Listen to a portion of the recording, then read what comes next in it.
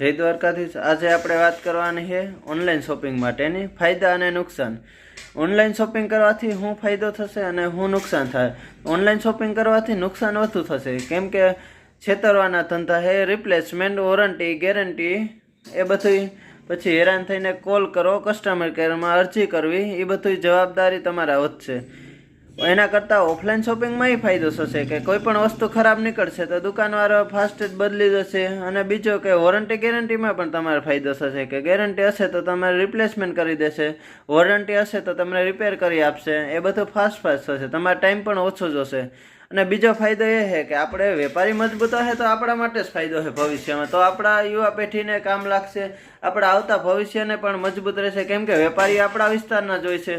જો આપણો વિસ્તાર જ મજબૂત રહેશે તો બધા માટે ફાયદો જ ફાયદો છે, કેમ કે જો ઓનલાઈનવાળા ફાયદો લેશે તો એનો કંઈ આપણા વિસ્તારને ફાયદો મળશે નહીં। એટલે ખાસ